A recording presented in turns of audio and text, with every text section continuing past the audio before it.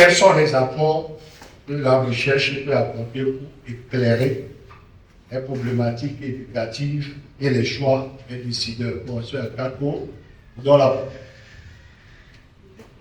Merci. Je répondrai à cette question en disant que il y a un bon moment, il y a quelques années, les idées et les initiatives se mettent en place pour ce que nous appelons pilotage centré sur les évidences ou un pilotage centré sur les résultats de recherche, pilotage des systèmes éducatifs bien sûr.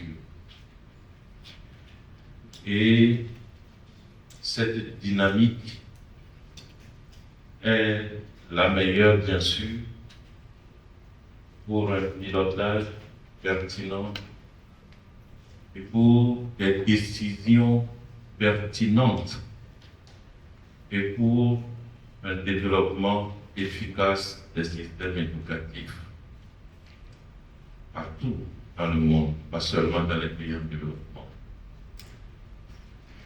Lorsque l'on pilote un système éducatif et qu'on est amené soit à développer des politiques éducatives, soit à implémenter des réformes, des innovations pédagogiques, ou même à prendre des orientations sous forme de décisions ou instructions pédagogiques, instructions à envoyer aux enseignants et aux encadreurs des enseignants. Il est tout à fait normal. On cherche d'abord à cerner l'état des lieux, la réalité sur le terrain. Et ce état des lieux, cette réalité sur le terrain, ne peut être cerné que par des analyses, que par des observations, que par des données de terrain analysées, traitées, interprétées. Pour le cas du Togo, qu'est-ce qui existe dans ce sens? Qu'est-ce qui se fait dans ce sens? Je peux dire que formellement, c'est seulement quand nous développons de nouvelles politiques ou de nouvelles stratégies éducatives que nous procédons nécessairement à un diagnostic ou à un état des lieux. En ce qui concerne le pilotage au quotidien du système éducatif, la prise de décision, nous n'avons pas encore cette habitude, puisque c'est une question d'habitude. Nous n'avons pas encore développé cette habitude de regarder d'abord les résultats de recherche, de regarder des recommandations issues de recherches scientifiques, issues des analyses de terrain pour orienter les décisions. Donc nous sommes restés dans les habitudes traditionnelles de nous baser sur des inspirations ou des discussions informelles pour aller à des décisions ou à la mise en place de certaines réformes et innovations. C'est normal qu'on ne soit pas surpris que souvent l'implémentation de ces réformes pose d'énormes problèmes. La mise en place des innovations est souvent confrontée à plusieurs résistances, à des incompréhensions sur le terrain. Je donne juste l'exemple, les exemples que vous connaissez le mieux, la politique des sous-cycles. Toutes les analyses diagnostiques que nous avons eu à faire montrent que cette politique est mal comprise sur le terrain par les enseignants, par les parents. Elle est mal appliquée. L'approche par compétence, elle est mal comprise, elle est mal appliquée. Parce qu'on ne part pas des évidences pour aller vers des réformes, des innovations.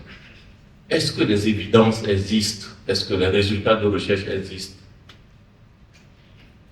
Les analyses qui ont été faites les dernières années, il y a 2-3 ans, l'équipe de recherche de l'INSEE a commencé par faire de façon systématique l'état des lieux des recherches en éducation au Togo. Et on a pu comprendre qu'il y a de la matière qui existent sur les points principaux ou les aspects principaux de notre système éducatif regroupés autour des 3 axes du plan sectoriel de l'éducation. Les questions de l'accès équitable à l'éducation, les questions de la qualité de l'éducation, les questions de la gouvernance du système éducatif. Autour de ces 3 axes, il y a beaucoup de recherches qui sont faites et qui se font sous forme de thèses de doctorat, sous forme de mémoire de master de recherche, sous forme de mémoire de master professionnel, mémoire élaborée par des élèves inspecteurs en fin de formation, sous forme d'articles scientifiques publiés par des chercheurs en sciences de l'éducation, tant à l'INSEE, l'Institut national des sciences de l'éducation, que dans d'autres facultés de l'université. Sociologie, département de sociologie, département d'anthropologie, département de psychologie, etc. Donc, il y a beaucoup de recherches en sciences de l'éducation sur les aspects essentiels de notre système éducatif. Mais pourquoi on ne s'appuie pas sur ces recherches pour piloter le système éducatif? Parce qu'il y a la question de l'habitude, parce qu'il y a la question du lien fonctionnel à établir entre les décideurs, les acteurs et les chercheurs. Il faut un cadre de dialogue et d'échange. Il faut un cadre de dissémination. En dehors de la dissémination scientifique habituelle du chercheur, il publie et il s'arrête là.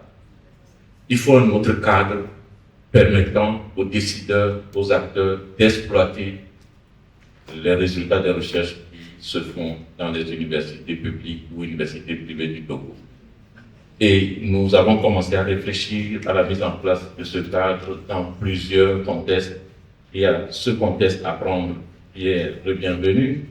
Il y a le programme X Afrique 21 qui nous appuie à mettre en place un canal de dialogue permanent entre les chercheurs et les décideurs acteurs en éducation.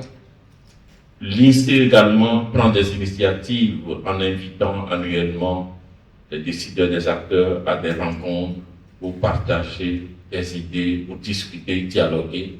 Et je crois que si nous renforçons ces cadres d'échange qui se mettent en place et si nous amenons progressivement les acteurs au niveau central et déconcentré et les décideurs à comprendre la nouvelle dynamique du pilotage et de gouvernance des systèmes éducatifs, on pourrait arriver à de bons résultats. On pourrait arriver à des décisions qui s'appuient sur des résultats de recherche pour avoir plus d'efficacité, plus d'assurance, plus d'adhésion aux réformes et aux innovations que nous mettons en place dans le secteur de l'éducation. Merci. Merci beaucoup, professeur Akram.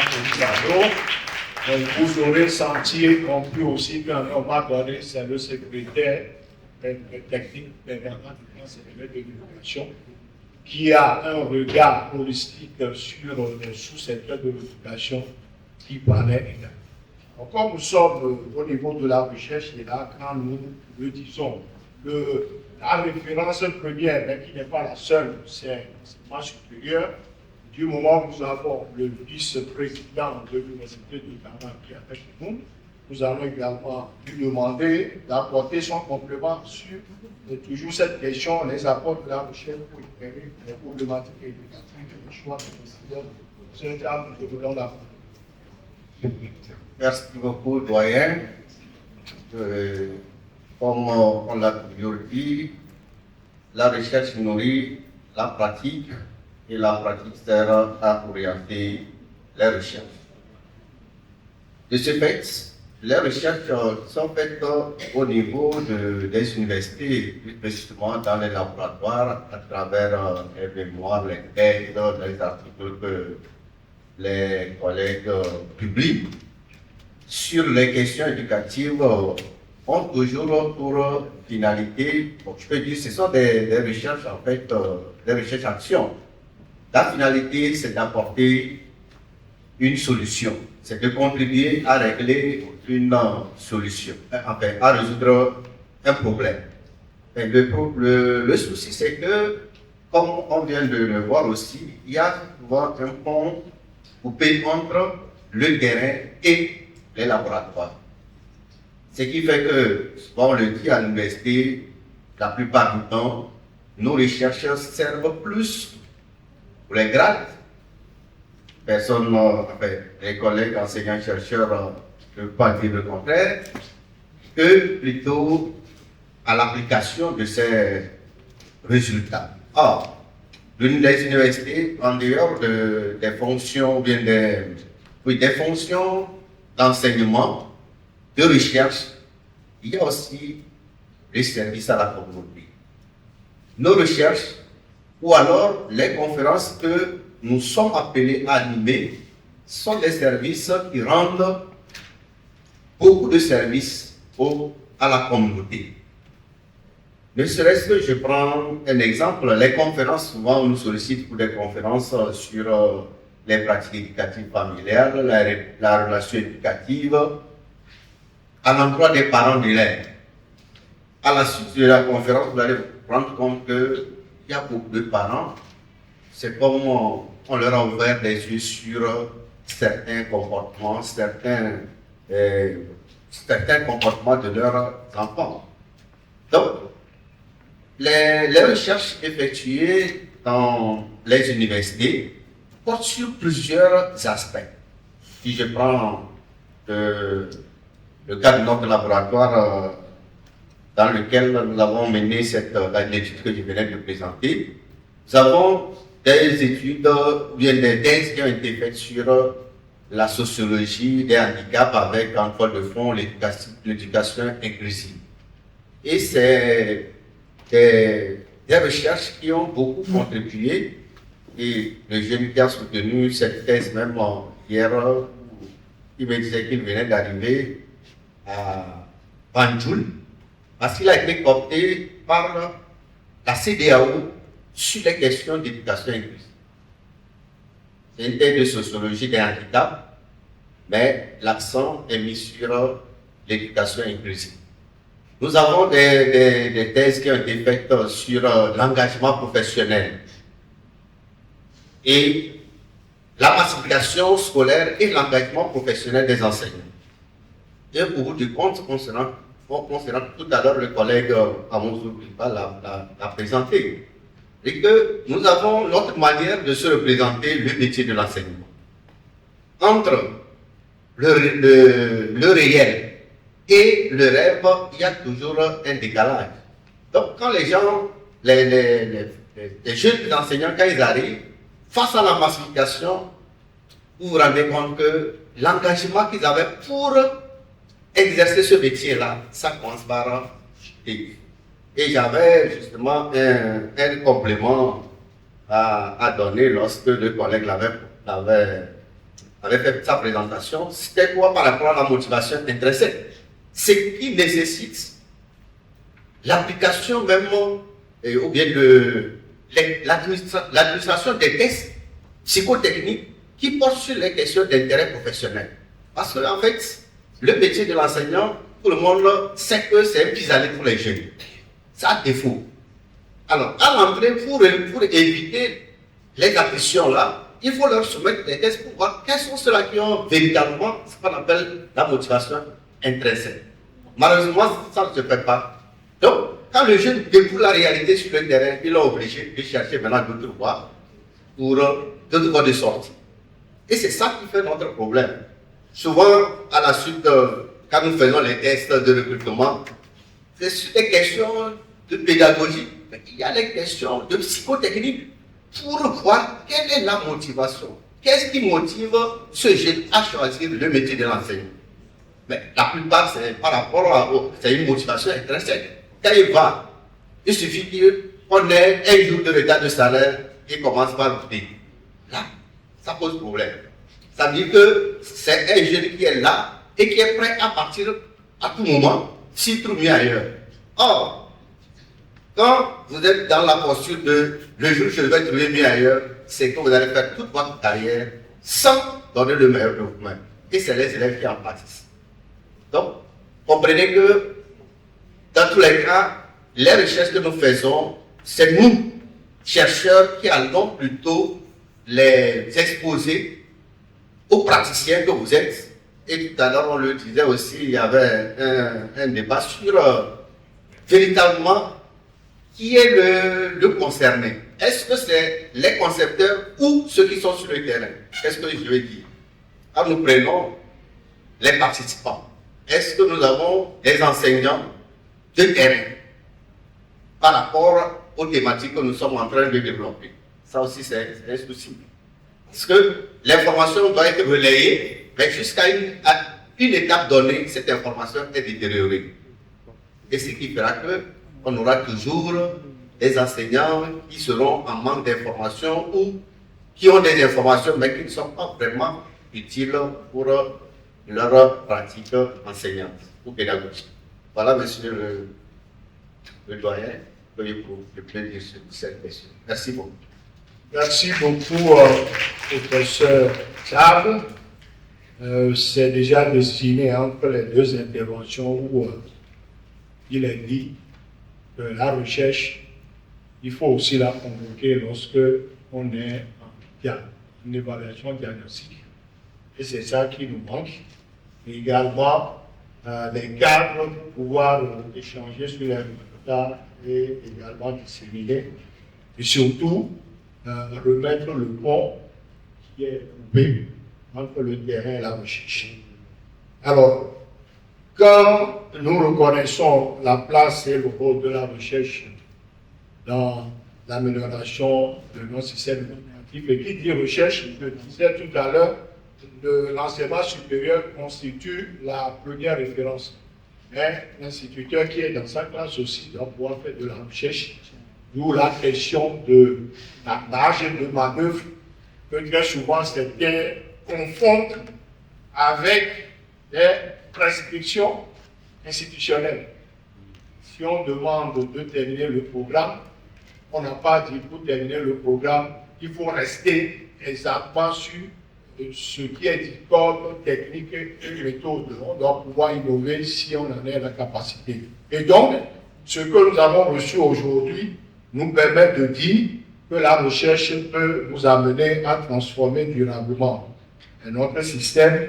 Et je m'en vais par là donner la parole au professeur Gang en 2 minutes, ensuite au professeur Aokou en tant que représentant de l'université, avant de donner la parole à l'inspecteur Bakassi, qui a participé à l'équipe qui a travaillé dans le projet d'appui au pilotage et de la qualité, projet mis en place par l'UNESCO. Professeur Gang, vous avez la parole. Quelles transformations nécessaires pour renforcer l'efficacité du système éducatif? Merci beaucoup, monsieur le modérateur. Permettez-moi que je prenne 45 secondes au moins pour réagir sur la première question ou le premier thème. Je voudrais récupérer le propos tenu par le vice-président de l'université de Kara, qui dit que la recherche nourrit l'âme. Je le paraphrase. Je le reprends plutôt sous le vocal. La recherche nourrit l'enseignement et l'enseignement nourrit la recherche. Et je voudrais convoquer cela en partant du système éducatif. On ne parle pas de l'éducation, mais du système éducatif.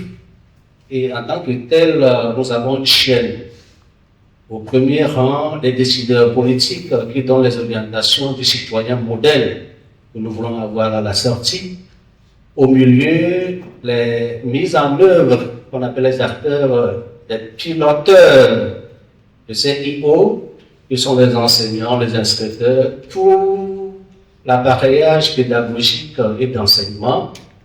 Et plus en bas, les élèves, les apprenants, et très en bas, les accompagnants des apprenants, qui sont les parents d'élèves. Je voudrais prendre le problème au niveau des enseignants.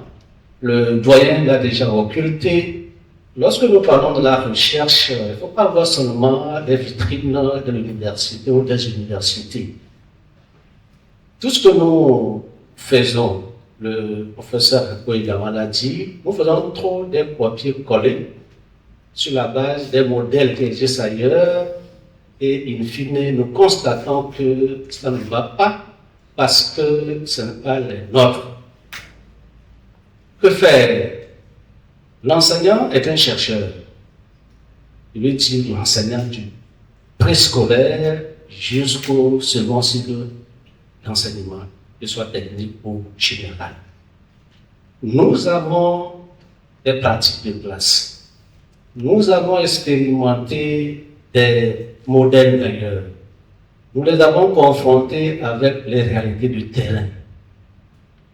Et nous constatons qu'il y a d'amélioration à faire. De faire, partant de ces constats, qui sont les problématiques de départ, pour construire un manuel capable de remédier ce que nous avons constaté. Et j'ai eu le bonheur, en 2018, de coordonner un projet de l'UNESCO sur la mise en œuvre d'une plateforme de ressources pédagogiques numériques pour l'enseignement au Togo. Ce qui se fait ailleurs, c'est que les inspecteurs, les enseignants d'un certain nombre de niveaux d'expérience construisent des manuels sur la base des orientations officielles pour améliorer la qualité de l'enseignement, pour améliorer les résultats sur la base de l'existant. L'existant, c'est ce qui a été recommandé. L'existant, c'est ce qui a été fait dans les classes. La confrontation entre ce qui a été recommandé et ce qui est fait, on sort un profil. Le profil peut être en adéquation avec ce que les IO recommandent ou plus ou moins en déphasage. Et c'est ce déphasage-là qu'il faut corriger. Que faire pour améliorer la qualité de l'éducation au Togo, puisque nous sommes au Togo? D'abord, il faut prendre en compte la problématique numéro 1, créer ou davantage élargir ce panel entre chercheurs universitaires et praticiens de classe, en passant par les décideurs. Mais au-delà, nous connaissons les problèmes classiques, manque de moyens, manque d'enseignants suffisants, pas d'infrastructure, c'est déjà connu. Mais dans ce que nous avons que faire, ce qu'il faut faire, c'est d'abord un travail qui a été fait, mais qui peut davantage être amélioré, à savoir repenser davantage nos curricula, ou centrer le contenu aux besoins réels, tendre vers le réel. Je veux convoquer un exemple pour voir ce que je veux dire. C'est vrai, beaucoup de travaux ont été faits pour toiletter nos programmes, nos choix de textes. Mais lorsque nous avons encore dans certains livres de ces activités, c'est vrai, ce n'est plus légion, certains textes qui portent sur des concepts pour lesquels l'apprenant n'a jamais vu, l'enseignant n'a jamais vu, même le décideur, pour la plupart, n'ont jamais vu. Je prends un exemple, un texte dans lequel on a le mot neige. Comment voulez-vous que l'apprenant puisse faire la fixation en faisant l'adéquation entre le concept et le réel pour pouvoir projeter l'appropriation? L'appropriation consiste à reprendre ce que j'ai appris et à le dire autrement à un autre qui le comprendra peut-être autant que moi, sinon mieux que moi. Alors que la première partie n'a pas été comprise.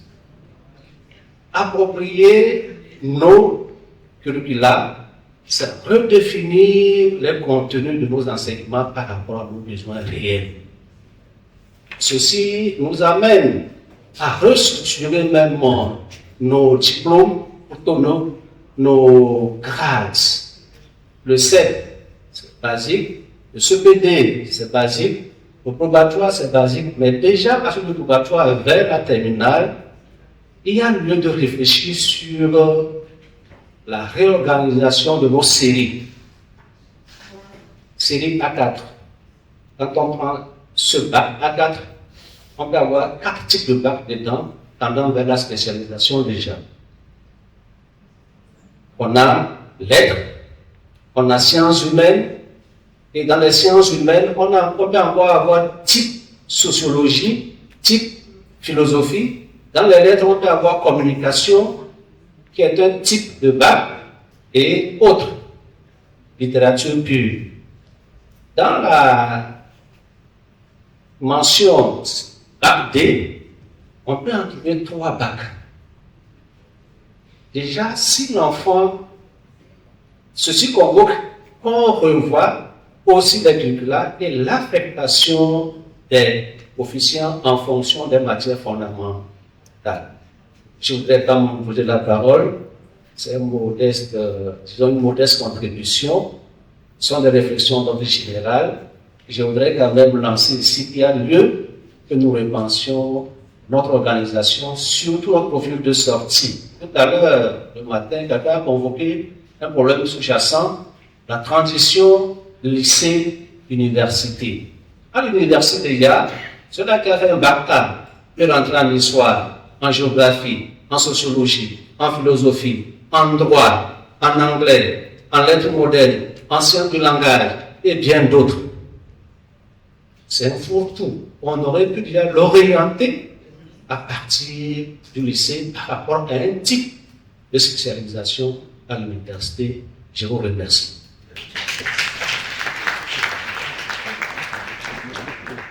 Heureusement qu'il arrive à temps.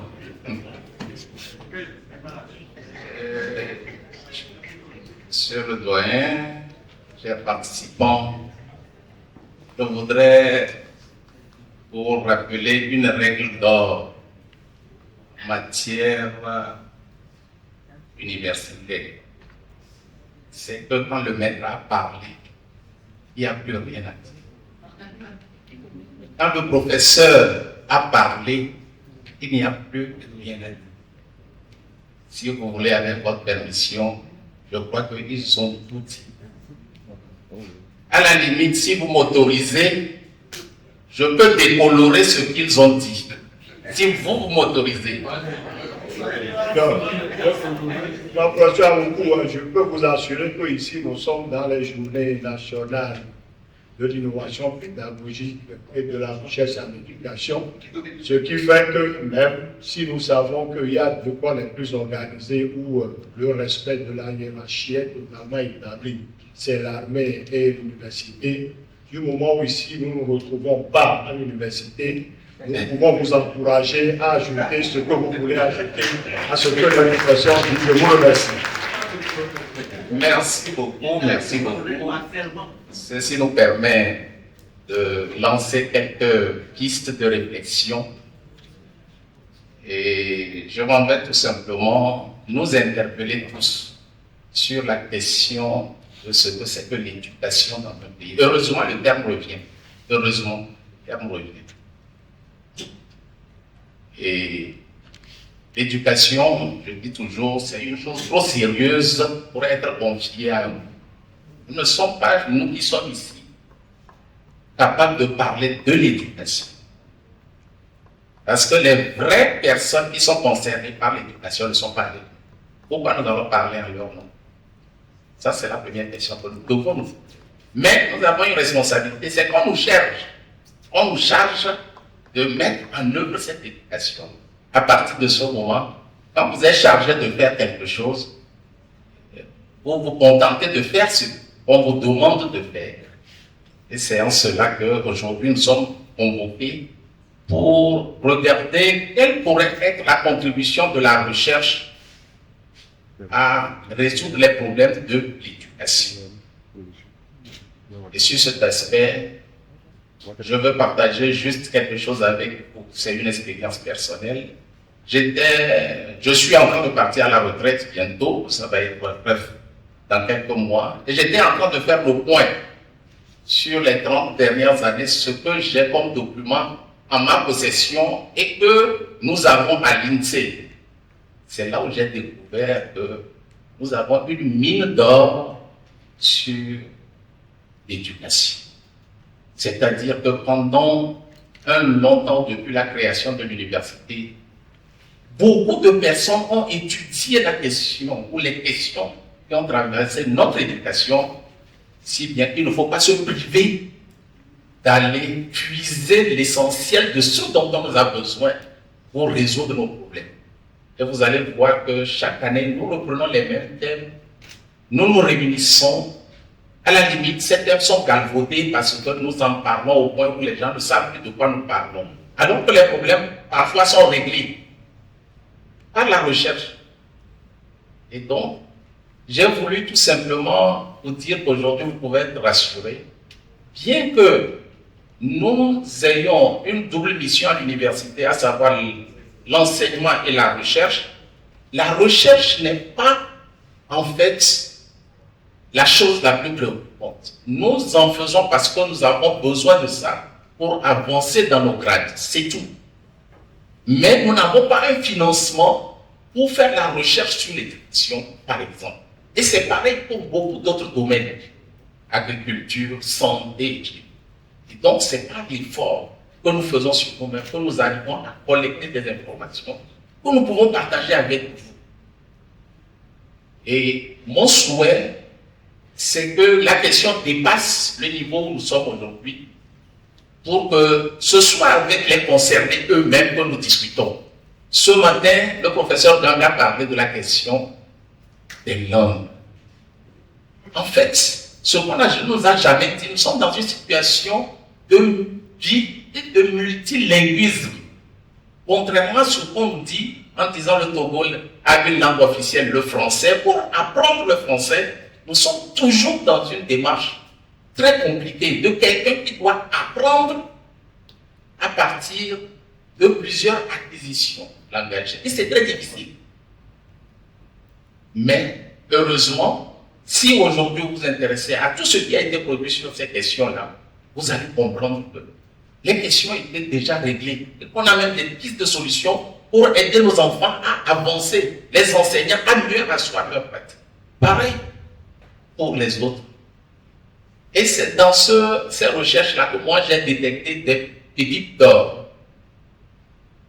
Première chose, nous avons réussi à établir à travers une thèse soutenue à l'INSEE par un collègue et qui, de surcroît, est un inspecteur, puisque c'est un retour sur expérience, ça c'est très intéressant.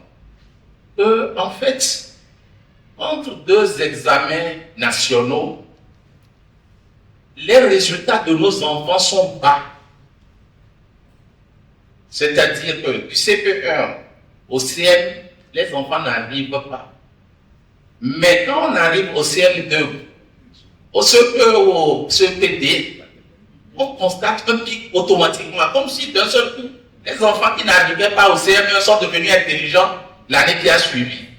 Et les résultats montent en flèche. Pareil, en sixième, ça rechute. Jusqu'en quatrième et en troisième, inflation. Vous ne trouvez pas que c'est bizarre? Il faut qu'on cherche à comprendre pourquoi ça. Ce matin, mon directeur, qui est le professeur Akaponou Mado, a réussi à vous convaincre qu'en période Covid, nous avons fait une expérience douloureuse pour adapter ce que nous faisons en classe habituellement, avec les mêmes problèmes, ça il faut le reconnaître, que nous avons réussi quand même à tenir un trajet, mais les résultats ne sont pas au rendez-vous, d'où des recommandations. Mais je vais vous étonner, c'est en 2020, sous réserve d'aller prendre les résultats, que nous avons eu les meilleurs scores aux examens. Pourquoi? Pourquoi c'est en 2020 ou 2021, je ne sais plus, bien des 2 années là, où nous avons eu les meilleurs scores aux examens? Alors, le chercheur va vous expliquer ça. Mais c'est pourquoi dans la recherche, nous ne faisons pas du ressenti. C'est pas parce qu'on est d'accord ou on n'est pas d'accord ou qu'on sent que ce n'est pas ça. On regarde les faits, on les analyse, on essaye de tirer les conclusions à partir de cette observation. C'est ce que nous faisons. Et donc, tous les travaux que vous allez nous soumettre, ou tous les travaux que nous serons amenés à faire pour l'éducation seront basés sur ces éléments. Il peut arriver que ce que nous faisons puisse aboutir au contraire de ce que nous aurons souhaité. Et en science, c'est une bonne chose que d'infirmer une thèse. C'est ce qui est arrivé à notre collègue Amos Oglipal.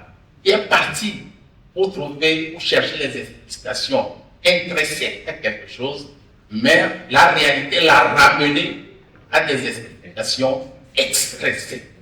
Et c'est une bonne chose. Comme ça nous évite de croire toujours à une chose qui n'est pas vraie. Et donc, je m'arrête là, je vous remercie. Je dois que...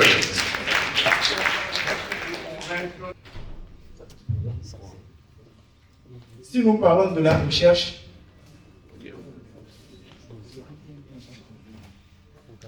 parlant de la recherche, quelqu'un disait que au Togo, les chercheurs, on en trouve. Mais ceux qui cherchent et trouvent, on en cherche. Aujourd'hui, ce n'est pas le cas. Aujourd'hui, ce n'est pas le cas parce que nos bibliothèques sont pleines des résultats des recherches. Le problème aujourd'hui, comme les professeurs l'ont dit, c'est la mise en œuvre des résultats des recherches. Et cela est dû au pont qui existe entre la recherche et les décideurs. Je suis pour, parce qu'aujourd'hui, ce n'est pas les projets de recherche qui manquent, mais c'est l'utilisation des résultats de ces recherches. Nous avons les meilleurs projets de recherche. Personnellement, je ne sais pas, les professeurs aussi n'ont su dire. Je voudrais peut-être partager seulement l'expérience du projet PAPIC de l'IE Dakar qui permettait de répondre à la question comment le système éducatif congolais pouvait contribuer à la gestion, à l'amélioration de la qualité de l'éducation. Je dis tout ceci sous le contrôle du professeur Amouzou qui va peut-être me compléter parce que c'était lui notre coordonnateur national. Donc l'objectif de ce projet était de voir comment le Togo gère la qualité du système éducatif. Et sur ce, on a fait un diagnostic qui a adopté comme méthodologie la recherche-action. Et ce travail a été fait par une équipe nationale de recherche composée des cadres de l'éducation, inspecteurs, orphénie, conseil pédagogique. Et ce travail nous a conduit dans deux régions, à savoir la région de la Kara et la région des Plateaux. Je vais aller. Et le travail a permis d'analyser les pratiques des enseignants dans leur classe. Et cette analyse est faite après des observations, après des entretiens, et des entretiens post- et pré-observation. Et pour approfondir ce qui a été collecté, des ateliers ont été organisés au sein des établissements, entre les établissements interrégionaux et même un atelier au niveau central où les cadres du ministère ont pris part. Et au vu de ce travail, nous avons retrouvé des axes potentiels d'amélioration de la qualité de l'éducation. Et ce sont des leviers sur lesquels on pouvait agir pour améliorer la qualité de l'éducation. Et parmi ces axes potentiels d'amélioration de la qualité, il y a des pratiques résistantes, qu'on a appelées les pratiques résistantes, sur lesquelles on peut aussi faire la recherche. La fin de cette enquête, de cette recherche, a coïncidé avec la formation des inspecteurs de l'éducation nationale. Et en juillet 2022, la recherche était terminée. Et donc, l'idée de ne pas laisser les problématiques résistantes qu'on a rencontrées étaient de faire soutenir par quelques élèves inspecteurs sur cette thématique-là. Donc, les problématiques résistantes étaient converties en thèmes de recherche pour des inspecteurs dont je faisais partie. Sur ce, 10 inspecteurs, 10 élèves inspecteurs ont été cooptés pour réfléchir, pour soutenir même sur cette thématique. Aujourd'hui, nos mémoires sont aussi à la bibliothèque de lycée sur des questions même d'actualité. Moi, j'avais travaillé, je passe présent de mon directeur de mémoire, j'avais travaillé sur la question de la prise en charge des élèves en difficulté, particulièrement du CP. Et donc, après ces soutenances, l'idée était toujours de voir, est-ce qu'il faut toujours laisser dormir ces mémoires? Qu'est-ce qu'il fallait faire? Je disais que M. Amouzou qui est là-bas, qui va peut-être continuer ce que tu... Aujourd'hui, nous sommes en train de travailler sur un programme de supervision à l'entrée dans le métier d'inspecteur. Et sur ce, 10 autres inspecteurs ont été cooptés, ça fait le nombre à 20, et on continue de réfléchir sur ce que nous avons produit et qu'est-ce qu'on peut en faire pour améliorer la qualité de l'éducation. Je crois que c'est ce que je peux en bref dire sur le projet PAPI. Merci beaucoup. Merci beaucoup à l'inspecteur Bakassi, qui est la preuve que on peut aussi faire la recherche à des niveaux moyens. Pourquoi pas en début aussi de scolarité au niveau du système. Le professeur Amos Oublipa a joué et continue de jouer un grand rôle dans tout ce qui concerne la recherche au service de l'éducation, mission qu'il a su sur le contrôle et l'autorité du directeur de l'INSEE et également avec l'appui des autres collègues. Professeur Amoussou, est-ce que vous voulez apporter comme complément sur les transformations et en même temps enclencher la troisième question qui porte sur les thématiques? Quelle thématique est prioritaire pour votre système? Vous avez la parole.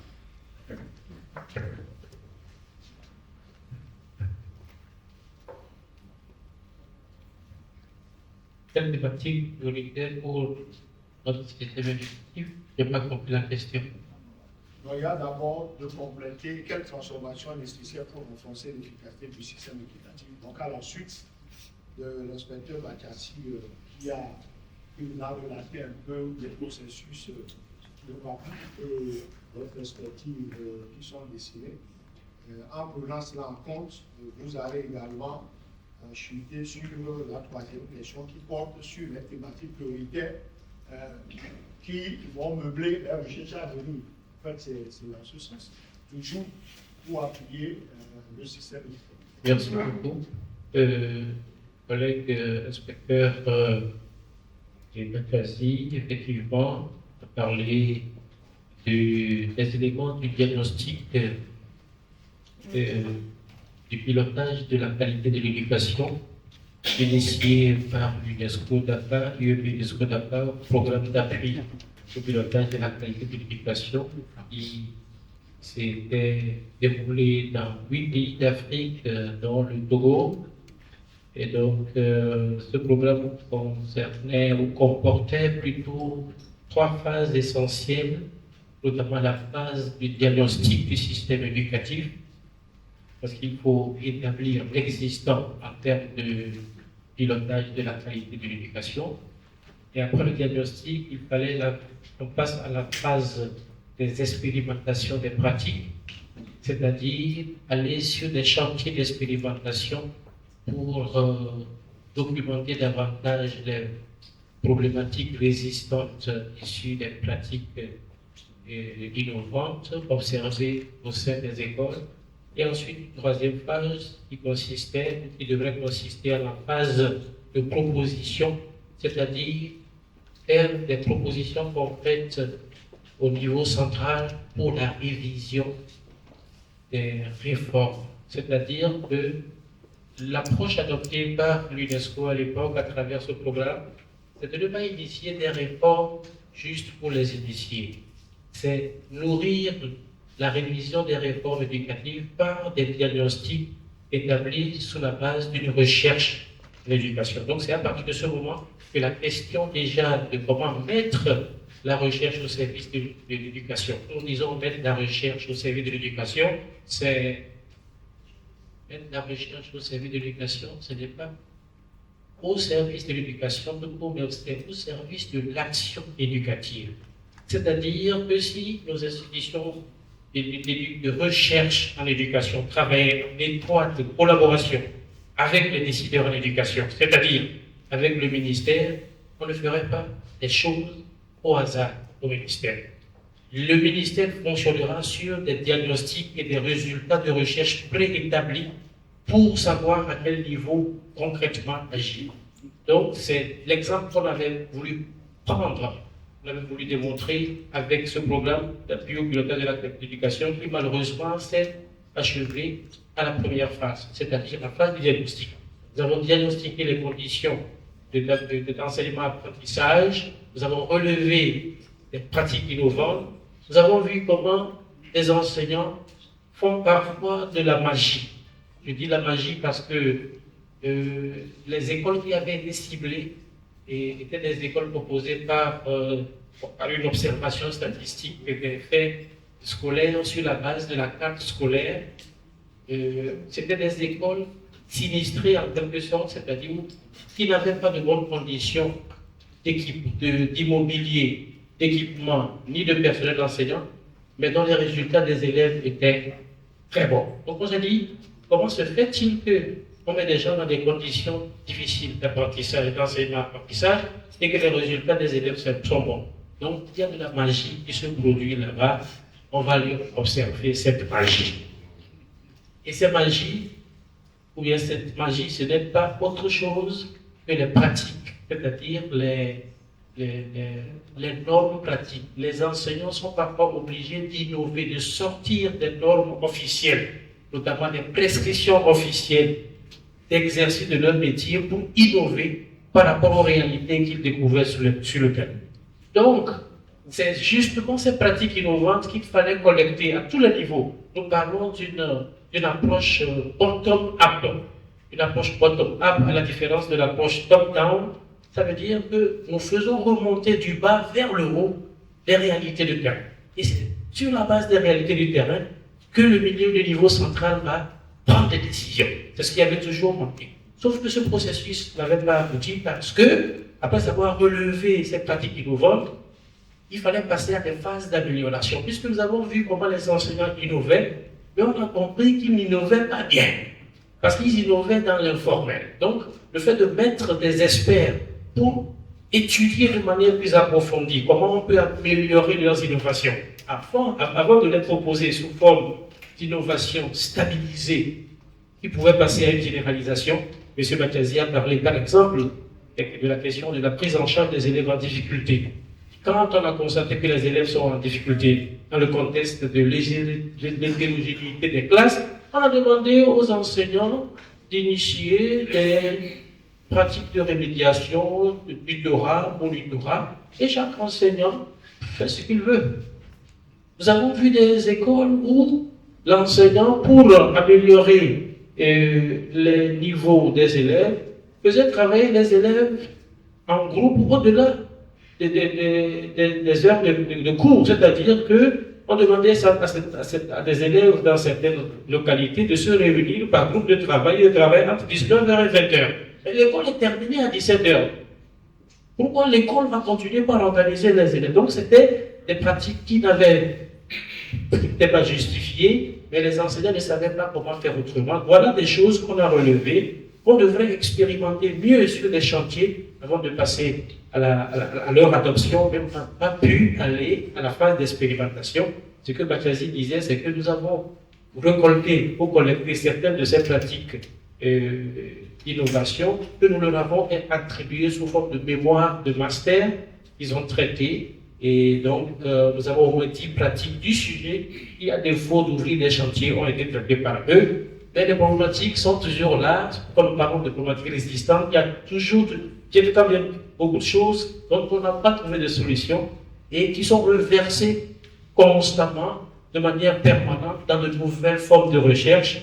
D'où ce que nous faisons aujourd'hui avec 20 inspecteurs pédagogiques, notamment les 10 premiers avec qui nous avons travaillé dans le cadre de leur mémoire, on a rajouté 10 autres qui font 20, avec lesquels nous faisons travailler, et que nous faisons travailler plutôt sur des micro-projets d'amélioration de certaines pratiques résistantes qu'on n'avait pas pu expérimenter. Donc moi je dirais, pour conclure, que en termes de transformation, quels sont les... J'ai oublié la question. Les thématiques prioritaires pour de nouvelles recherches, je pense que vous avez reçu. Non, les thématiques prioritaires pour de nouvelles recherches, nous en avons tout un palier. Il va falloir que je retourne à la liste de tout ce que nous avons élaboré. Mais moi, je dirais d'emblée que la question de la famille, notamment, établir des recherches qui permettent de documenter l'éducation familiale en lien avec l'éducation scolaire serait aussi d'une grande priorité. Et je travaille là-dessus. L'INSEE vient de mettre en place un programme de recherche sur la famille, l'éducation familiale, la classification des types familiaux que nous avons au Togo, un répertoire des types de ménages, de leur fonctionnement en lien avec les résultats scolaires que nous constatons pour voir comment, de part et d'autre, on peut améliorer ou on peut mieux comprendre l'école à travers ce qui se passe dans les différentes familles. J'entends ici par famille les différents ménages dont sont composés la société togolaise, mais avant même de travailler avec les différents ménages que nous avons au Togo, il faut pouvoir les catégoriser. Et donc la première phase de cette recherche, de ce programme de recherche, va passer d'abord par une classification des ménages togolais, une description de ces ménages et leur rapport à l'école afin de pouvoir mieux comprendre les comportements des enfants, les comportements des élèves que nous avons et que nous pouvons observer en milieu scolaire. Merci. Merci beaucoup, professeur. Je vais laisser 2 minutes au docteur Gala pour compléter avec ses idées sur les thématiques prioritaires avant de lancer la salle pour quelques questions. Il faut qu'au plus dans 10 minutes, on puisse conclure cette étape. Merci déjà de votre volonté d'être là parce que je pense que c'est intéressant. D'accord. Il y a 2 éléments qui font que peut-être même 2 minutes c'est trop pour moi parce que quand on a un sujet sur lequel toutes ces éminentes personnes sont déjà intervenues, ce n'est pas ce que je peux ajouter. Et puis, vu l'heure avancée, je crois qu'on doit gagner du temps. Mais permettez que je revienne sur 2 éléments qui me paraissent très importants, qui ont été déjà soulevés. Le cadre de concertation, le cadre de dialogue entre chercheurs et décideurs. Je crois que c'est un élément fondamental sur lequel nous devons travailler et comment faire en sorte que, je crois que le professeur Akoukou l'a dit d'une certaine manière, que les décideurs fassent confiance aux résultats des recherches au niveau national. Parce que généralement, nos documents de politique, etc., sont beaucoup plus alimentés par les résultats d'études ou de recherches qui ont été conduites par des personnes autres que nous. Et puis, je voudrais me réjouir de ce que le professeur Akaboukou a relevé, qu'en faisant l'état des lieux, ils ont constaté que même dans les thèses, il y a des éléments qui peuvent nourrir les prises de décision. Parce que c'était moi ma préoccupation. Moi, par exemple, je ne sais pas combien de fois j'ai été rappelé à l'ordre pour mes directeurs m'ont dit: ah monsieur, une thèse, c'est d'abord pour contribuer à la connaissance. Et donc, dans une thèse, ce n'est pas l'aspect social qui est privilégié. Bon, moi aussi, j'ai été un peu têtu pour insister là-dessus. Voilà pourquoi je considère que j'ai suffisamment traité du volet social. Et donc, je voudrais exhorter que, au niveau des thèses, que les professeurs s'assurent. Je crois que c'est déjà une préoccupation qui est exprimée au niveau de l'équipe de recherche depuis un certain temps. Et donc, c'est sur ces deux éléments-là que moi je voudrais revenir, sur lesquels on peut inviter les enseignants-chercheurs à travailler. Merci. Merci beaucoup.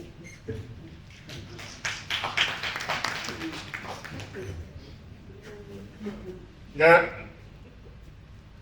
Moi, en tant que représentant du ministère, j'interviendrai pour faire dans la conclusion.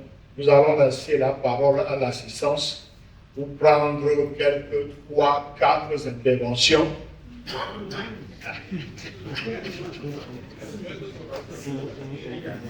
Et je Gossou, Dada, CP Binandi, vice-doyen Sud, Monsieur Yann Cornet de l'INSEF, Sablassou, Vert bleu, vous aurez du plus de chacun. Là-bas, c'est le DAS, souvent de Saute-Voix. Madame Tonga.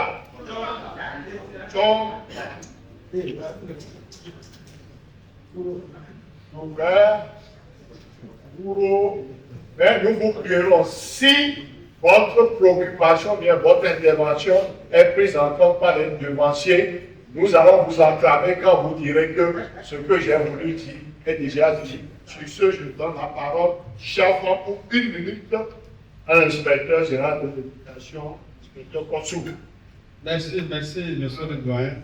S'il le faut, s'il y a des questions spécifiques, suivant des interventions, vous intéressez intervention pour que les membres du panel puissent savoir s'ils sont interpellés sur des questions.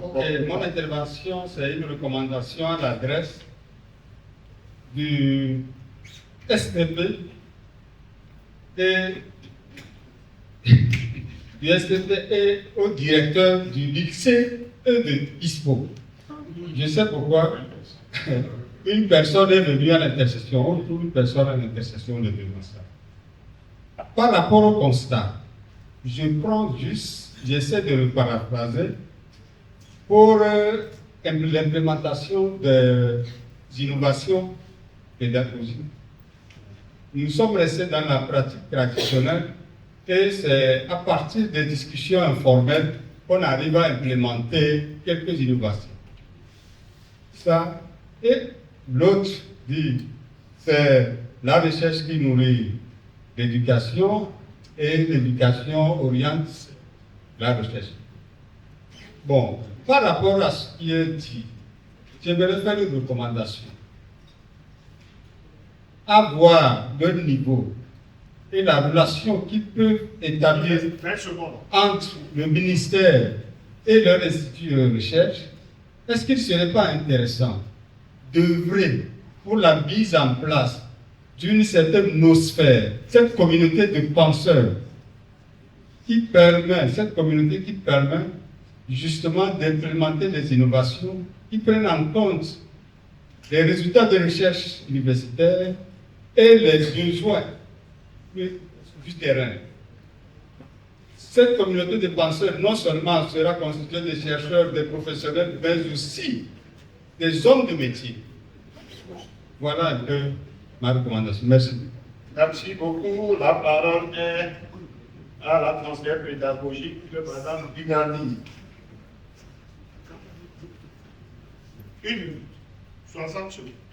Merci. Nous remercions tous les professeurs qui ont intervenu. Moi, ma proposition, c'est vraiment, je voudrais que la question des recherches et des résultats de recherche fasse un objet de communication. la communication autour de ces recherches-là, des résultats des recherches, avant même de voir l'application.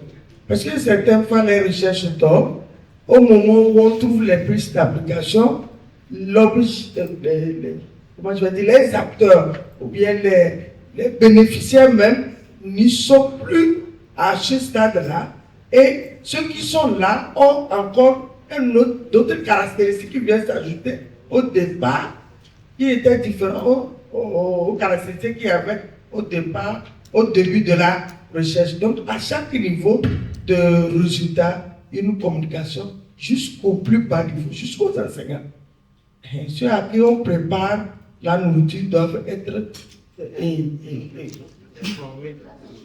non, même s'ils ne sont pas associés, ils doivent connaître. Quand on est en train de faire le plat de fourou, il faut que je sente l'odeur déjà et que je sache que je viendrai à manger ce plat-là et c'est moi qui vais le manger et digérer. La communication autour des questions de l'éducation. Merci. Merci beaucoup. La parole au citoyen Sud. Merci beaucoup. Ce que je voulais dire, c'est quand on voit la chaîne de production de savoir et les décideurs, je crois qu'il manque des moyens. Et je crois que nous ici, on veut réfléchir à ce moyen-là. Bon, l'universitaire, lui, il produit. Donc, c'est comme une banque de données. Il produit, il dépose. Maintenant, le décideur, l'homme politique, lui, il est là. Bon, je vois mal, et vous allez m'excuser, je vois mal un ministre prendre une thèse de 600 pages pour lire. Je vois mal un premier ministre prendre une thèse de 800 pages. Donc, il va falloir qu'on crée des cellules intermédiaires entre les universitaires, les chercheurs et l'homme politique. C'est-à-dire que l'homme politique, on doit lui présenter la connaissance sous un format qui lui est compréhensible. C'est-à-dire qu'on prend la thèse, on travaille, donc les cellules intermédiaires là, doivent travailler l'information pour que ça puisse être exploitable par l'homme politique, le décideur. Donc pour cela, moi je proposerais comme recommandation qu'on crée une plateforme, une cellule qui va travailler à répertorier ces recherches et à les présenter sous un format compréhensible et utilisable pour l'homme politique. Sinon l'homme politique, je le vois mal, prendre une thèse de doctorat, d'abord même le français que vous utilisez en lui, l'homme politique, parce que je ne comprends pas vos phrases là. Donc il faut faire des schémas, il faut faire des graphiques. Et puis l'homme politique, lui, il est pressé. C'est une population qui crie. Lui, il a besoin, et si vous maintenant vous dites hypothèse, objectif, lui, ça ne lui dit rien. Il faut lui dire concrètement que bon, en prenant telle variable, et en agissant sur tant. Donc pour cela, il faut qu'il y ait des analyses de données qui préparent l'information à soumettre aux décideurs. Merci beaucoup. La parole à monsieur Yabele de l'UNICEF. Ok, merci beaucoup.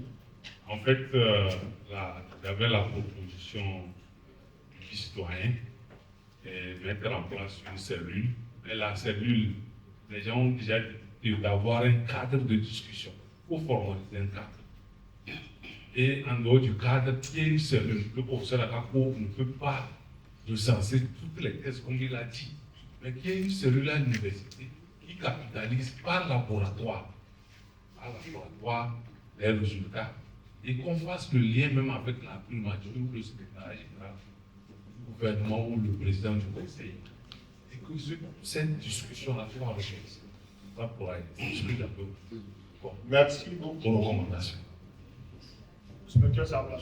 Si, bon, mes préoccupations sont prises en compte par l'inspecteur Kossou et IGE dans le vice-doyen.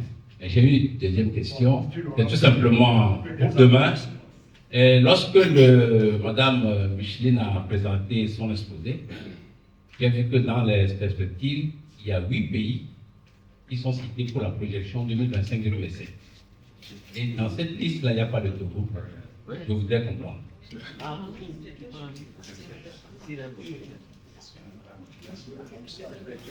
Ok. Si bien, vous aurez la réponse. Bien repos. Merci, monsieur le doyen. Je crois que les premiers intervenants peuvent encore, en tout cas, une grande partie de leurs préoccupations. Sauf que,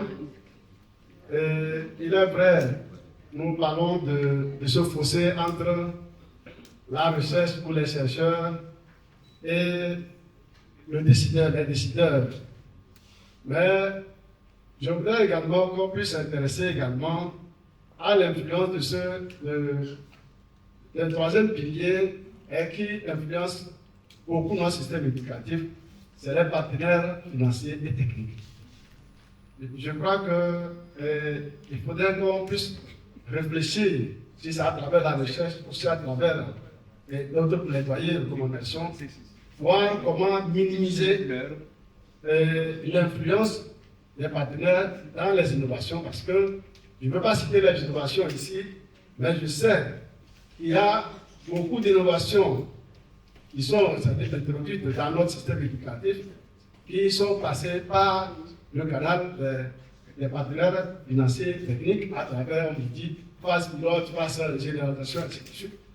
Et donc, c'est de réfléchir à comment minimiser et pour pouvoir mieux réfléchir sur les problèmes de notre système éducatif à travers la recherche. Merci. Merci beaucoup, directeur. La parole est au directeur adjoint chargé des études à l'école normale des professeurs de l'école de Sotobois, M. Talmousman, qui prend le micro. Merci, Doyen. Nous remercions les professeurs vraiment pour les brillants de communication. Et comme ils l'ont dit, la pratique oriente la recherche. Donc, mon intervention fait suite aux prédécesseurs pour donner le cas spécifique des NPE. Nous avons vraiment, dans nos transpositions didactiques, certaines difficultés qui nécessitent vraiment de la recherche de la part des professeurs d'université. Donc, nous aimerions qu'on nous trouve un cadre dans lequel nous pourrions remonter ces besoins de recherche-là vers les professeurs d'université pour qu'ils puissent nous aider. Voilà un peu ma suggestion. Merci. Merci beaucoup. Bon, Amanda. C'est Madame Chonda, CCHOND. Je remercie les professeurs. Mes questions, il y a une partie de mes questions qui sont déjà prises en compte, mais je voudrais seulement relever une inquiétude. On a constaté depuis un certain temps que le niveau des enseignants est bon. Je prends le cas des enseignants a baissé. Parce que j'ai fait une expérience avec certains enseignants nouvellement recrutés, mais le niveau de français, par exemple, quand tu tiens une discussion avec la personne, ça ne tient pas la route. Je voudrais voir, comme j'ai mes supérieurs de moi, je voudrais voir face à cette situation, quelle sera l'éducation, la formation des apprenants d'ici 5 ans. Parce que les enseignants qui sont recrutés n'ont pas un bon niveau. Il y a eu des parents qui disent, l'enfant était dans une école plus regardant au niveau pédagogique.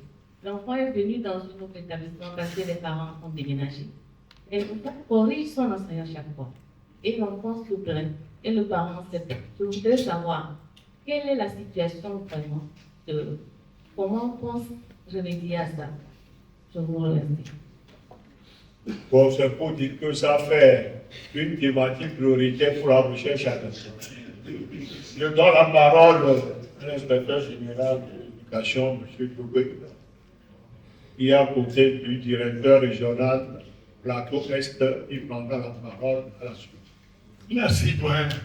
Je voudrais proposer que nous redescendions dans nos bibliothèques pour répertorier, identifier ceux qui ont déjà mené des travaux sur des thématiques prioritaires. Et ceux-là, avec les autorités politiques, on organise une cérémonie officielle qui sera médiatisée et ils seront primés. Par exemple, les panels académiques, une manière d'éveiller la conscience des décideurs politiques. Je pense que ce sera un pas vers ce que nous voulons faire ou ce que nous demandons de la part des autorités politiques. Merci. Merci. Vers le plateau est. Merci. J'ai constaté que de beaux esprits se rencontrent et quand chacun prend la parole, il pense à une mise en place d'un cadre pouvant quand même mettre ce pont-là entre les décideurs et les chercheurs. Et donc, tout le monde a, en prenant la parole, a pensé à ça. Je voudrais, dans ma prise de parole, demander humblement au professeur Mondo et à tous les panélistes de voir comment et rendre cela concret. Parce que ça devient, disons, une préoccupation ici. Et ça peut quand même nous aider à couper donc ce cordon qui salit le système éducatif. Ça dit qu'il n'arrive pas à apporter ce qu'on veut pour la qualité de l'éducation. Donc, je vous invite, chers professeurs, à voir, est-ce qu'il faut mettre en place, disons, une activité pas de recherche, mais c'est chercher les fonds pour créer un pôle qui sera une interface entre plusieurs ministères. Parce que dans vos interventions, j'ai senti qu'il y a des recherches sur l'agriculture, l'agronomie, sur etc. Mais personne ne sait ce qu'il y a, alors que c'est des richesses qui sont enfouies là. Si on peut voir, ce n'est pas un problème. L'essentiel, c'est que j'ai dit, ce qu'il faut, ils m'ont compris. Le deuxième point, c'est, je remercie le professeur Kank par rapport à sa réflexion et qui nous invite aussi à mettre en place un cadre de réflexion pour revenir un peu, repenser un peu la politique d'écriture des curricula par rapport à ce point entre le secondaire et l'université, où déjà à partir, quand l'enfant a le bac, qu'il ne puisse pas souffrir sur son orientation. Aujourd'hui, nous avons des candidats qui ont réussi en D, mais qui se retrouvent en histoire. J'en connais, ça veut dire qu'il y a un problème. Donc, c'est un chapeau bas pour ces réflexions. Merci. Merci beaucoup à l'ensemble des intervenants. Je vais passer la parole maintenant tour à tour aux panélistes. Mais avant, là, c'est le représentant du ministère qui intervient pour dire qu'il y a des préoccupations qui sont en voie de satisfaction.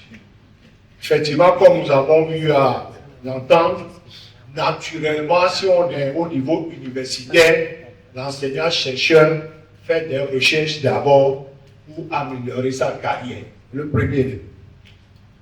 Et ensuite, l'université ne peut pas faire œuvre utile si les recherches qu'elle produit ne permettent pas à la société pour laquelle elle est mise en place d'évoluer.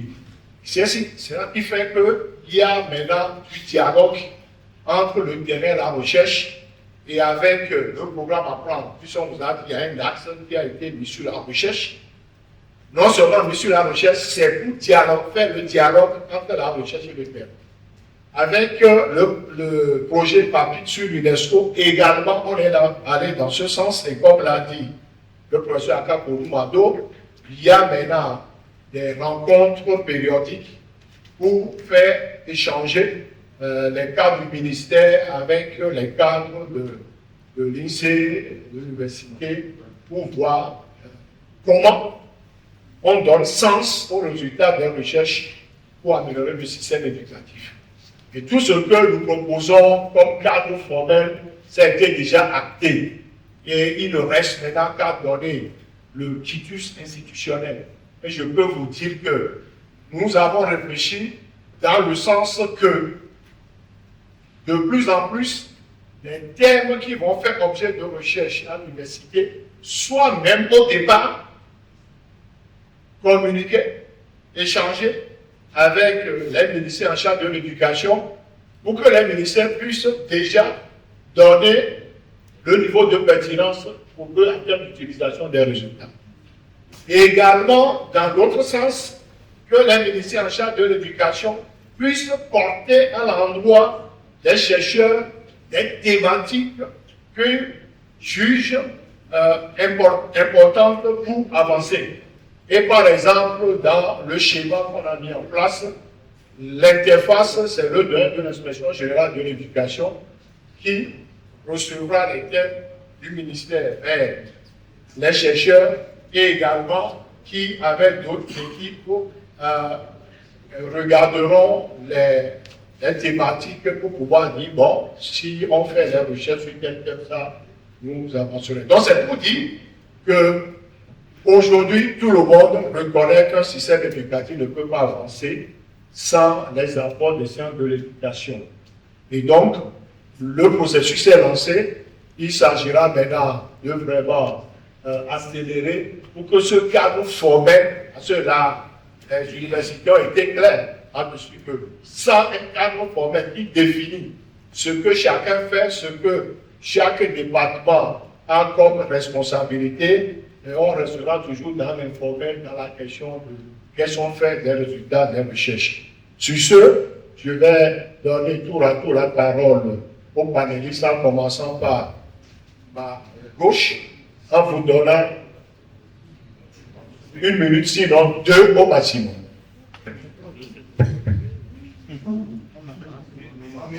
Merci. Moi, je voudrais remercier tout le monde, les panélistes et tous les participants. Et retenir que pour moi, un axe principal que nous devons viser maintenant, c'est de faire en sorte que à la prochaine révision du plan sectoriel de l'éducation, que ce que nous exprimons ici soit transcrit de façon concrète, avec force, dans le plan sectoriel de l'éducation. Puisque la recherche, c'est d'abord et avant tout de l'argent. Et même si la façon dont ça fonctionne maintenant n'est pas la meilleure façon de faire, pour le moment, ce sont des partenaires techniques et financiers qui nous accompagnent et les projets et programmes qui sont élaborés sont alignés au plan sectoriel de l'éducation, comme ils l'ont exprimé. Donc, c'est l'élément principal que moi je voudrais retenir, de remettre ou bien d'exprimer de façon forte ces préoccupations-là dans la prochaine version du plan sectoriel de l'éducation. Merci. Merci beaucoup. Je crois que pour une bonne journée, beaucoup de choses ont été dites. Je voudrais dire le seul mot que j'ai à la bouche en ce moment, c'est le mot merci. Merci surtout pour l'engagement des uns et des autres. Merci pour l'engagement, c'est ça, c'est ce que je disais, que chacun a montré ici, et dans le sens de l'amélioration de la qualité de notre système éducatif. Et la journée de demain sera encore pleine de communication. Et je m'en arrête là et tout en remerciant tous les participants de ce premier jour. Merci. Merci beaucoup, professeur Thiam. Merci beaucoup. Je pense qu'il y a l'inspecteur Kossou qui a parlé de l'ISPO et l'INSEE. Je rappelle que l'ISPO, c'est l'Institut des sciences pédagogiques, de formation en sciences pédagogiques et administration universitaire à l'Université de Cara, qui est en fait un institut chargé de la formation des enseignants du secondaire. Donc, dans les filières licence anglais-français, histo-géochem, musique, et les masters français, anglais, histoire et géo. Et effectivement, l'INSEE est très expérimenté et très ancré dans la recherche parce que l'ISPO n'a que entre dans sa 4e année. Mais déjà avec nos étudiants qui ont fait leur licence d'enseignement, les mini-mémoires qu'ils ont eu à présenter étaient déjà des outils, puisque c'est des sujets qui ont des portées didactiques et pédagogiques, des contributions empiriques. De la même manière, ceux qui sont en master, leurs sujets sont toujours orientés vers la résolution d'un problème pédagogique ou didactique. Donc, à l'arrivée, si les deux instituts vont mettre comme l'a proposé aussi le directeur, le dernier plateau S, voilà. On pourra créer un cadre où on met ces recherches-là et commencer par réfléchir sur l'application de... Puisque les étudiants, ils vont soutenir avoir leur master, avoir leur licence, mais après, ça devient quoi? Alors qu'ils ont contribué à résoudre un problème sur le plan didactique ou pédagogique. Et moi, j'insiste toujours sur un fait. À l'arrivée, ils vont proposer même un outil de remédiation pour une difficulté qu'ils ont rencontrée, par exemple, dans l'exercice de leur métier ou chez un élève. Parce qu'il faut qu'on aille vers la conception aussi des outils. C'est vrai, c'est des enseignants, mais concevoir un outil qui est propre à nous. Si l'outil là est efficace, on peut aller à une généralisation.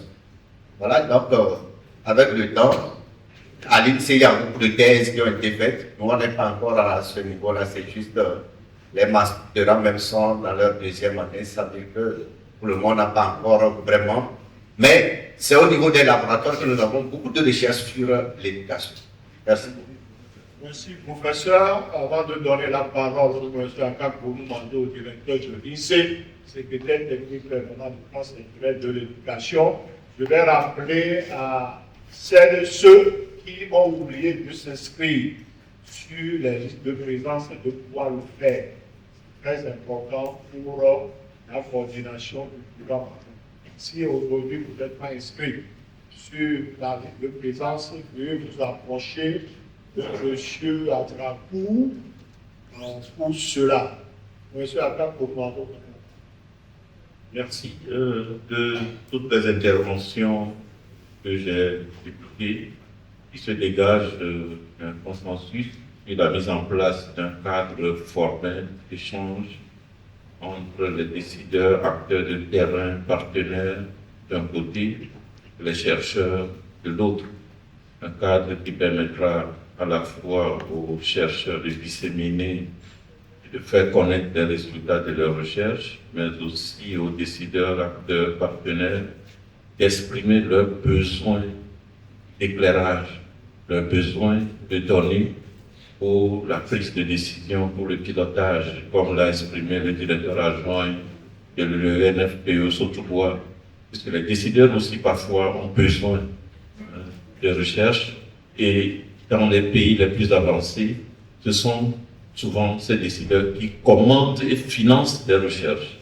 Il y a de grandes entreprises, des sociétés qui financent la mise en place de certains laboratoires dans les universités pour pouvoir exploiter les résultats de recherche. Je crois que progressivement, on pourra aussi un jour arriver à cette culture de l'action basée sur des évidences de recherche.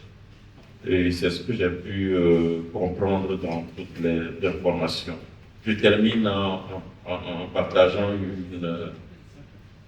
une expérience que j'ai eu à faire en 2013 ou 2014. J'étais en mission au Burkina Faso, à Ouagadougou, et en me promenant, j'ai trouvé sur un bâtiment une plaque. Je n'ai plus exactement le nom intitulé, mais j'ai compris que c'est une direction qui est chargée de capitaliser les résultats des recherches. J'ai trouvé ça intéressant. Donc il faudrait peut-être qu'on aille aussi dans ce sens. Pourquoi ne pas avoir au sein du ministère de l'Éducation nationale une petite cellule chargée de capitaliser, d'aller rechercher dans les universités et centres de recherche tout ce qui se fait en recherche en éducation, les thèses, les mémoires de master, les articles scientifiques, etc., afin de les traduire, comme l'a dit, je crois, l'inspecteur général Aposo, de les traduire dans un langage simplifié pour que le décideur puisse l'exploiter. Pourquoi ne pas aller dans ce sens? La réflexion est ouverte. Merci. Merci beaucoup. Je note à mon tour que nous avons un intérêt partagé, aussi bien les chercheurs universitaires, les chercheurs enseignants, à chacun à son niveau, que nous tous qui sommes ici. Vivement que cet élan se poursuit et que les différentes recommandations soient concrétisées. Et je voudrais peut-être pour l'avenir demander à l'organisation aussi de penser à d'autres centres de recherche qui œuvrent pour les mêmes objectifs. Je vais citer l'Institut national de recherche, qui est logé dans l'enceinte du cabinet du ministre de l'Enseignement supérieur. Nous avons une direction nationale de la recherche. Peut-être que ces instances également peuvent apporter leur contribution à la qualité et surtout à l'innovation de nos pratiques et de notre système d'enseignement. Merci. Merci beaucoup, professeur Gang. Le tour au professeur Amo. Oui, je voudrais juste éviter la redondance en demandant à chacun d'entre nous de devenir chercheur. Allez chercher comment devenir chercheur. Et vous allez comprendre que c'est simple. Si nous voulons vraiment faire de la recherche, nous pouvons le faire ensemble. Merci. Merci beaucoup, inspecteur Batiassi, pour conclure. Merci beaucoup. Je retiens de cette table ronde que le dialogue est vraiment nécessaire et cette journée particulièrement est en train de nous faire comprendre la nécessité de mettre les acteurs ensemble. Je voudrais quand même terminer par une doléance. La doléance est de permettre aux inspecteurs, aux conseils pédagogiques de se retrouver par moment parce que, je le dis, c'est en formation, en tant que étudiants en formation, que nous avons pris part à la conférence annuelle des inspecteurs. M. Dara, ici présent, il a organisé et on nous a invités en tant que stagiaires à aller voir ce qui se fait. Et à cette rencontre, un problème réel qui mine l'éducation est traité. Depuis notre sortie, les inspecteurs sont restés chacun dans son coin, mijotent, et vraiment c'est difficile. On voit que quand on est ensemble et quand on prend sa cervelle contre celle de l'autre, quelque chose n'est de nouveau. C'est une doléance. Le doyen est ici présent. Permettez aux inspecteurs du primaire et leurs conseillers pédagogiques de se retrouver, ne serait-ce qu'une fois dans l'année, aux collègues du secondaire, de se retrouver également pour réfléchir de certaines questions qui pourront être transmises à la hiérarchie. Merci. Merci beaucoup, inspecteur Batiassi. Je pense que les collègues du personnel d'encadrement applaudissent. En fait, cette activité, vous la retrouvez dans le programme de travail de l'IGE. Et chaque année, nous la reconduisons. Il faut maintenant nous battre pour avoir du financement. C'est le financement qui manque. Sinon, comme on l'a dit, c'est un haut lieu de réflexion, de partage. Et ces conférences vont également faire appel aux chercheurs pour venir. Ce serait notre cadre de dissémination, pourquoi pas. Nous reconnaissons l'importance de ces conférences, mais si ça n'a pas eu lieu, c'est faute de moyens. Mais nous pouvons vous dire que si nous poussons, on doit pouvoir aller. Il y a d'autres idées qui viennent avec le ministre, le nouveau ministre. Il est question de penser à un fonds d'appui à la recherche pour primer, comme quelqu'un l'a proposé, pour primer les meilleures recherches depuis même les élèves. C'est-à-dire les semaines scientifiques que nous tenons, les productions que les profs scientifiques arrivent à faire, on va les primer. Donc, la réflexion avance et nous allons pousser pour y aller. Sur ce, je voudrais, avant de clôturer, signaler qu'on a retrouvé un trousseau de clés. Fouillez vos poches si vous ne trouvez pas votre clé, votre trousseau, vous passez ici. Alors, je nous demande de pouvoir mettre fin à cette table ronde avec un tonnerre d'applaudissements. Merci à tous les panélistes. Merci beaucoup, merci beaucoup.